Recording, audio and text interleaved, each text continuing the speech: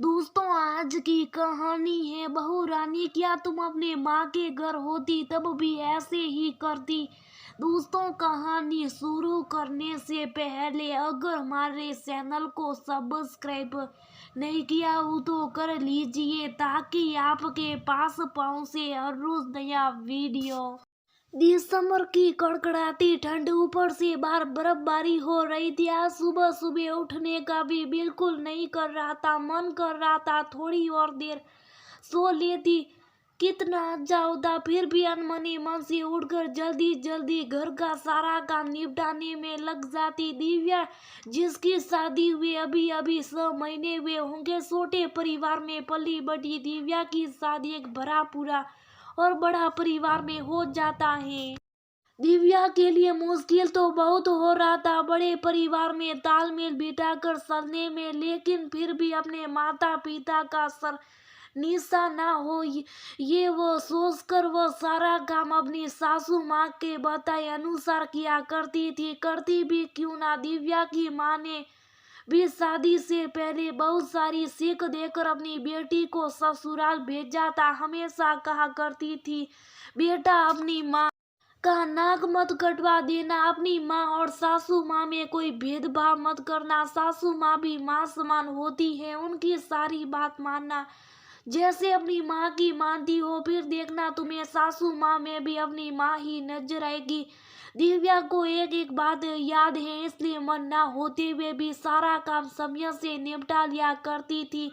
आज भी उसने वैसा ही किया। कड़कड़ाती ठंड में जहाँ सब लोग अपनी अपनी रजाई और कंबल ताने सो रहा था, वही दिव्या उठकर सुबह सुबह नहा धोकर रसोई तैयार करती हैं। समय पर सबको नाश्ता खाना खिलाती हैं। ऑफिस के लिए अपने पति देवर जी और ससुर जी का टिफिन पैक करती, अपनी ननद की फरमाइश का पोहा भी बनाती हैं। सासू माँ को दिन में 2-3 बार चाय कॉफी दे चुकी थी।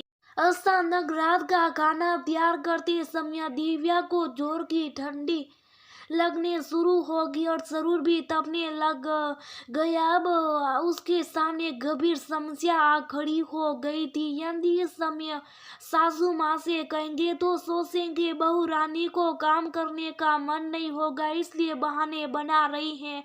मन में बहुत उथल पुथल चल रहा था। मन ही मन सोच रही थी, काश इस समय माँ होती तो मुझे देखती समझ जाती कि मेरी तबीयत अच्छी नहीं और वह मुझे आराम करने बोल देती और सब लोग ठीक होते। माँ और सासू माँ में बहुत फर्क होता है। माँ से अपनी तकलीफ कहने में कोई झिझक नहीं होती, लेकिन आज सासू माँ को बताने में मुझे कितना संकोच हो रहा है। ये सोचकर वह रसोई का काम करती जा रही थी, तभी अचानक दिव्या की सासू माँ कल्पना जी कुछ काम से रसोई में आ जाती है। रसोई में आती उसकी नजर दिव्या पर पड़ती। दिव्या परेशान परेशान सी दिख रही थी, ऐसी हालत में भी काम करती जा रही थी। सासू माँ आगे बढ़कर दिव्या से कहती है, बहू रानी क्या हुआ, तुम्हारी तबीयत तो ठीक है? जी हाँ मम्मी जी, मैं ठीक हूँ, दिया घबराती हुई कहती है।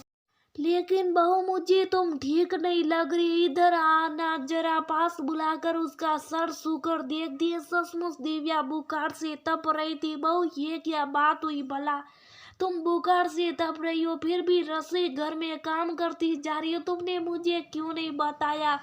तुम्हारी तबीयत अच्छी नहीं है बहू रानी, क्या तुम अपने माँ के घर होती तब भी ऐसी करती?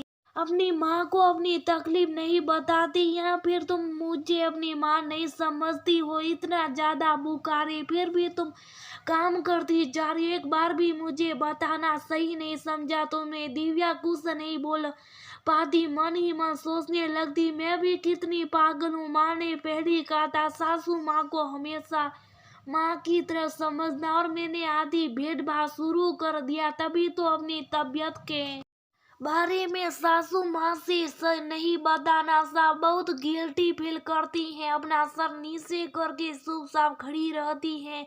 कल्पना जी अपनी बेटी को आवाज देती है और करती है, काजल आज रसोई का सारा काम तुम देख लो, तुम्हारी भाभी की तबीयत बहुत ज्यादा खराब लग रही है। काजल अपनी भाभी की ओर देखते हुए कहती है, क्या हुआ भाभी, आपकी तबीयत अच्छी नहीं है, आपने हम सबको बताया क्यों नहीं? जाओ अब आप आराम कर लो, मैं रसोई घर का सारा काम देख लूंगी।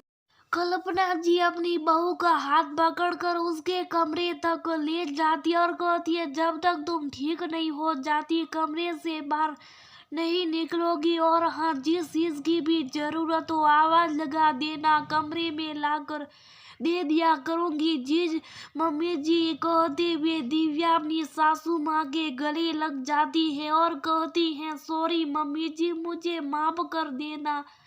क्यों बहू रानी, ऐसा भी तूने क्या कर दिया जिसके लिए माफी मांग रही हो? मम्मी जी, मैंने बहुत बड़ी गलती कर दी। सासू माँ के रूप में मेरी माँ इस घर में थी और मैंने उसे पहचाना नहीं। दिव्या बेटा, तुम भी मेरी काजल बेटी की जैसी हो। फिर यदि कभी काजल की तबीयत खराब होगी तो क्या मैं उसे घर का सारा काम करवाऊंगी? उसे भी तो मैं आराम करने ही को बोलूंगी। हाँ, एक और बात, मैं नहीं जानती तुम्हारी नजर में मैं क्या हूँ, क्या मानती हो, लेकिन तुम्हें यहाँ पर सब लोग अपने घर की लक्ष्मी और बेटी मानती। इस बात का हमेशा ख्याल रखना। और आइदा, कभी भी कोई भी परेशानी हो, छोटी या बड़ी, आकर बेजी को बताना। छुपाने की कोशिश करोगी तो तुम्हारी सासू माँ तुमसे बहुत नाराज हो जाएगी। हंसती हुई कल्पना जी कहती है।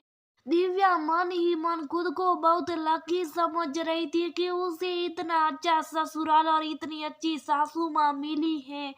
माँ और सासू माँ में कोई तो फर्क नहीं होता। फिर हम लोग थोड़ी देर कल्पना जी अपनी बहू के साथ बैठी रहती है जब तक उनका बेटा ऑफिस से घर नहीं आ जाता। दिव्या के लिए दवाई लेकर कल्पना जी अपने हाथों से दिव्या को दवाई खिलाती और अपने बेटे को उसका ख्याल रखने के लिए बोलकर बाहर चली जाती है रसोई का काम देखने।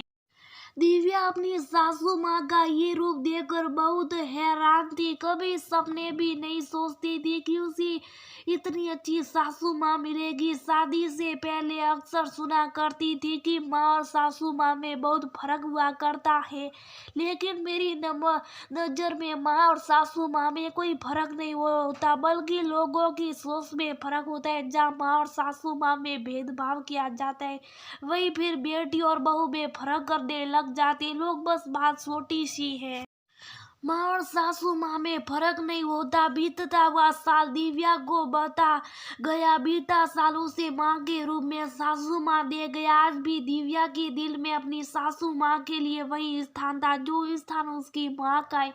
आखिर होना भी सही है, माँ तो माँ होती है। माँ सासू माँ में बहुत फर्क नहीं होता। अगर किसी चीज की फर्क होती है तो वह है हमारी सोच का फर्क। हम शुरू से अपने दिमाग में सासू माँ के लिए अलग इमेज बनाकर रख लेते हैं जो आगे चलकर हमें नुकसान पहुँचता है।